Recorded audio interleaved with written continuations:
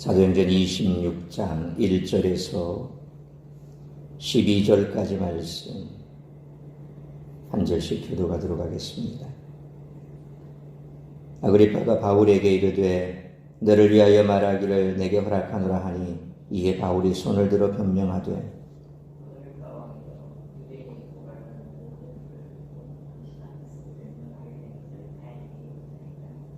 특히 당신이 유대인의 모든 풍속과 문제를 아심이니이다.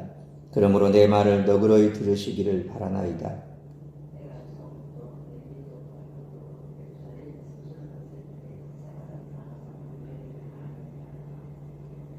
일찍부터 나를 알았으니 그들이 증언하려 하면 내가 우리 종교의 가장 엄한 팔을 따라 바리새인의 생활을 하였다고 할 것이라.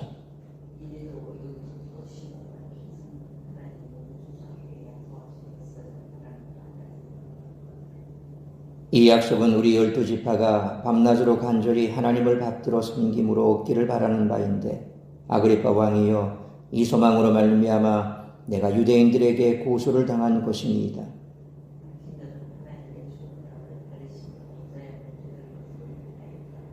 나도 나사렛 예수의 이름을 대적하여 많은 일을 행하여야 될 줄 스스로 생각하고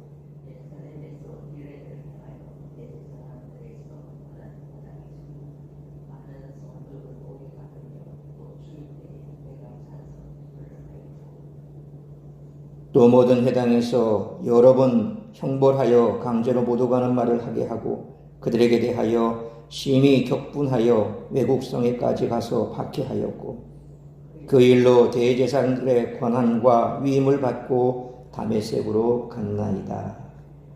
아멘. 바울은 아그리빠 왕이 허락하자 곧 변증을 시작합니다. 바울은 당시 법정 연설 형식에 맞춰 복음을 변호하는데 그 핵심은 메시아의 죽음과 부활이었습니다. 바울은 짤막한 서원 후에 자신의 젊은 시절을 자전적으로 진술합니다. 이 진술은 세 부분으로 구성됩니다. 첫째는 4절로 8절인데 가장 엄한 분파인 바리새파에서 활동했음에 대한 내용이고 둘째는 9절로 11절인데 예수님의 이름을 대적하는데 앞장섰던 일에 대해서 그리고 마지막 셋째는 12절로 18절인데 예수님을 만나 회심하고 증인이 된 것에 대한 그런 내용입니다. 이와 같은 오늘 본문은 부활하신 주님을 만나지 못한 사람들이 취하는 두 가지 모습을 보여줍니다. 첫째는 동일한 소망을 가질 수 있다는 것입니다. 바울과 바리새파 사람들, 이스라엘 12지파는 하나님이 그 조상들에게 주신 약속을 믿었습니다. 그 약속의 핵심은 부활입니다. 그들은 이 부활에 참여하기를 소망합니다. 우리가 외경이다라고 그렇게 해서 지금 정경 속에는 들어가 있지 않습니다. 그런데 초대 교회 시대에서는 그 외경들도 사실 빈번히 인용되기도 하고 또 그것을 사용하기도 했었죠. 근데 이제 정경화 작업이 되면서 그 성경의 내용과 어떤 부분에서는 상치되는 내용이라든지 너무 신화적으로 갔다든지 그렇게 해서 정경에 들어가지 못한 그런 성경들을 우리는 외경이다. 뿐만 아니라 또 그 이외에 있는 또 위경이라는 것도 있는데 사실 외경이나 위경은 초대교회 당시는 크게 구분 없이 썼습니다만 그런데 오늘날에 있어서 위경이다라고 하는 것은 거의 성경에서 너무 많이 나가버렸다. 소위 말하면 성경의 내용과 맞는 부분이 좀 없이 그렇게 많이 나간 이단시 되어버렸던 그런 위경이라는 것도 있습니다.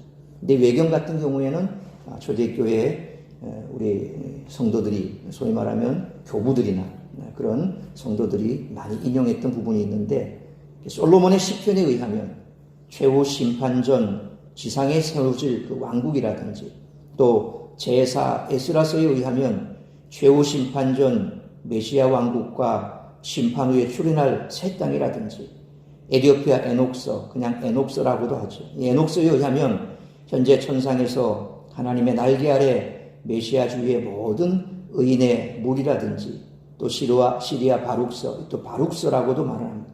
시리아 바룩서에 의하면 최후 심판 후에 지상에 이루어질 하나님의 나라든지 유대인들은 죽은 자들의 부활과 악의 제거를 메시아 또는 하나님 나라의 표지로 보았고 그 내용들이 이와 같은 외경 속에 많이 나타나고 있다는 것입니다.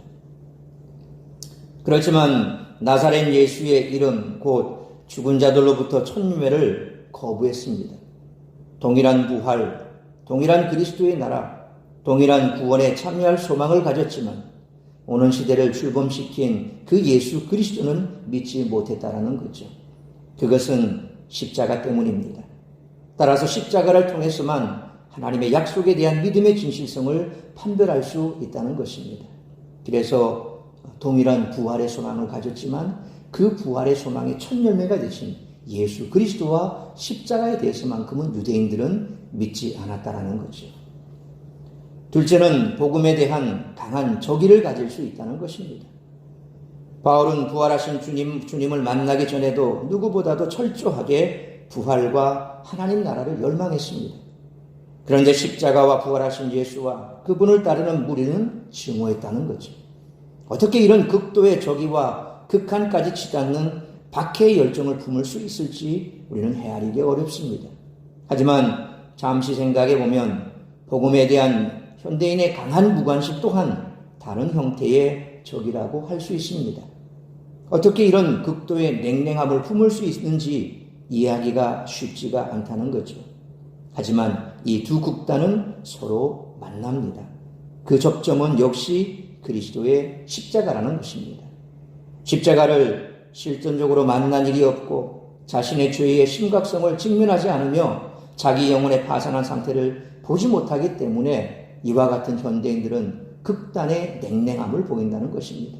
오히려 죄에 대해서 얘기하면 거부 반응을 일으키고 그래서 오히려 더 무관심적으로 가버린다는 겁니다. 나는 법을 어긴 적도 없고 교도소 갈 일도 없고 나는 법 잘 지키는 사람인데 세금도 꼬박꼬박 잘 내고 무슨 죄 얘기를 하느냐 이거죠. 나는 그냥 세상 사람들이 살아가는 그런 방식대로 나는 그렇게 살아갈 뿐이다. 그러니까 그런 얘기 하지 말라. 소위 죄에 대해서, 의에 대해서, 심판에 대해서 얘기하면 사람들은 오히려 극도로 냉랭함으로 가버린다는 겁니다. 유대인들이 가졌던 그 마음, 또 바울이 가졌던 그 부활에 대해서만큼은 하나님을 섬기는 데에서만큼 그렇게 열정적이었는데 십자가와 예수에 대해서만큼 적대적으로 가보는 것처럼 오늘날도 그 내용과 별 다를 바가 없다라는 거죠. 바울의 증언과 바울의 증오와 현대의 차가운 무관심은 오직 십자가 안에서 녹아질 수 있다라는 것입니다. 그래서 십자가를 만났을 때 그 십자가가 내 사건으로 이루어지게 하는 것은 성령의 역사라는 거죠. 그러니까 성령의 역사가 아니고서는 도무지 믿음을 가질 수가 없다는 겁니다. 그래서 오늘날도 우리 장로교에서는 그렇게 얘기를 합니다. 전적 타락, 전적 부패. 그래서 그 전적 타락과 전적 부패 그 내용이 바로 오늘 우리는 성령의 역사, 하나님의 은혜가 아니면서는 믿음을 받을 수가 없다는 겁니다. 우리 속에는 그와 같은 이 빛이 없습니다. 그런데 우리가 아는 다른 교단 쪽에서는 여전히 우리 속에는 선한 구석이 있다. 그래서 우리 스스로도 그걸 판단할 수 있다. 그래서 우리가 믿는 것은 우리가 또 선택하는 것이다. 라고 하는 이와 같은 얘기들을 하고 있지만 그러나 전반적으로 우리 교단이 가지고 있는 그 말씀, 고신이나 우리 합동이나 이와 같이 칼빈주의자들이 말하는 것처럼 우리는 완전히 부패하고 완전히 타락했기 때문에 하나님께서 성령의 역사로 믿음을 주시지 않으면 도무지 믿을 수가 없다라고 하는 겁니다. 바울은 이미 로마 황제에게 상소한 상태였습니다. 하지만 아그리빠가 그에게 변론할 기회를 줄 때 거절하지 않았습니다. 바울은 그 기회를 복음을 전하는 기회로 삼아 철저하게 예수 그리스도를 전하고자 했던 것입니다. 따라서 이와 같은 오늘 본문의 말씀을 통해서 우리들이 깨달아야 할 것은 영적으로 무지한 자들은 진리를 1절로 7절 말씀처럼 영적으로 무지한 자들은 진리를 핍박한다는 것입니다. 1절 말씀처럼 바울은 아그리빠 왕 앞에서 변론할 기회를 얻었습니다. 복음 전할 기회를 얻은 것이죠. 아그리빠는 베스도와 달리 유대인의 종교와 문화를 잘 알고 있었습니다. 그래서 바울의 진술을 들으면 어떤 점에서 유대인들이 바울과 갈등을 빚고 있는지를 알 것입니다. 4절 말씀처럼 바울은 아그리빠에게 자신이 어릴 적부터 얼마나 철저한 유대인이었는지를 말합니다. 유대인의 율법에 비추어 볼 때 자신에게 아무런 문제가 없음을 강변한 것이죠. 그래서 자신은 율법의 의로는 흠이 없다라고 그렇게 표현하기도 했습니다. 왜 그렇습니까? 가말리엘이라고 하는 아주 율법을 철저하게 가르치는 그 밑에서 공부를 했었고, 그리고 그가 왜 그렇게 예수 믿는 자를 핍박했냐? 율법으로 보면 말이 안 되는 얘기거든요. 하나님이라고 말하는 예수, 그건 말이 안 되는 얘기거든요. 하나님은 오직 한 분밖에 안 계신데. 그러면서 그들은 아주 이상한 일들을 많이 저지르고 있었기 때문에 결국 그것을 그는 자신의 소명이라 생각하고 예수 믿는 자들을 핍박했던 그런 사람이었습니다. 그러니까 율법으로 치자면 자기만큼 완벽한 사람이 누가 있을까라고 자부할 만큼 그런 사람이었다라고 하는 것입니다. 그는 5절 말씀처럼 오히려 유대 사회에서 가장 엄격하기로 유명한 바리새파에서 율법 교육을 받은 그런 사람이었습니다. 유대인 중에 유대인이요 엄격한 율법주의자였습니다. 이 부분에서는 바울이 유대인에게 고소당할 만한 문제가 없다는 것입니다. 바울은 6절 말씀처럼 구약 성경에 약속된 그리스도에 관한 문제로 고소를 당했다라고 말합니다. 그리스도는 믿음의 조상들과 선지자들에게 약속된 분입니다. 그래서 유대인들은 그리스도를 기다리고 있었습니다. 바울은 유대인이 기다리던 그리스도가 바로 예수님이다라고 증언합니다. 바울도 전에는 예수님을 그리스도로 믿지 않았습니다. 그런데 다메섹 도상에서 살아계신 예수님을 만나고 나서 그분이 바로 그리스도임을 깨닫게 된 것이죠. 그래서 그는 유대인들에게 부활하신 예수님이 그리스도라고 전한 것입니다. 하지만 여전히 영적 어둠에 갇혀있는 유대인들은 예수님을 그리스도로 인정하지 않았습니다. 그래서 7절 말씀처럼 바울을 죽이고자 한 것입니다. 그러므로 영적으로 무지한 자가 진리를 핍박한다는 사실을 다시 한번 우리의 가슴에 새기며 항상 진리의 말씀 가운데 깨어서 온전히 진리를 분별할 수 있는 우리 모두가 되시기를 축원합니다. 두 번째로 예수 그리스도만이 성경에 약속된 메시아라는 것입니다. 결국 바울과 유대인들 사이의 갈등의 쟁점은 예수 그리스도였습니다. 바울은 성경에 예언된 그리스도가 예수님이심을 확신했습니다. 예수님은 성경대로 오셨고 성경대로 죽으셨고 성경대로 부활하셨습니다. 예수님이 바로 믿음의 조상들이 기다리고 고대하던 메시아입니다. 하지만 유대인들은 예수님이 메시아이심을 부정합니다. 그들은 예수 그리스도를 가짜 메시아로 매도했습니다. 바울은 8절 말씀처럼 하나님이 죽은 사람을 살리셨다는 사실을 왜 믿지 못하는지 묻습니다. 예수님의 부활을 전하는 것 때문에 재판을 받고 있기 때문에 그렇습니다. 특히 사두개인들은 부활을 믿지 않았습니다. 하나님은 죽은 자를 얼마든지 살리실 수 있습니다. 그런데도 유대인들은 예수님의 부활을 부정하는 독선에 빠져나오려 하지 않았습니다. 바울도 한때는 똑같은 오류에 빠져 있었죠. 자신을 핍박하는 유대인처럼 예수님을 메시아로 인정하지 않았습니다. 10절 말씀처럼 그렇게 주장하는 자들을 박멸하기 위해 대제사장들의 공문을 받아 다메섹까지 쫓아갈 정도였습니다. 지금 바울을 죽이려 하는 유대인들의 모습이 과거에 그리스도인들을 박해하던 바울 자신의 모습이었던 것입니다. 11절 말씀처럼 바울은 예수님의 부활을 부정하기 위해 유대인들보다 더한 일도 자행했던 것입니다. 바로 우리가 잘 아는 대로 스데반을 죽이는 일에 앞장섰던 사람이 바울 아닙니까? 그리고 그 죽음의 현장에서 직접 있었던 사람이 바울입니다. 그러니까 자신은 죄인 중에 괴수다. 왜냐하면 직접 살인은 하지 않았지만, 직접 돌을 들고 스데반을 쳐 죽이지는 않았지만, 그러나 그는 거기에서 자유로울 수 없었던 것입니다. 그는 살인자였습니다. 포행자였습니다. 죄인 중에 괴수였습니다. 그런 그 자신을 어떻게 발견할 수 있었습니까?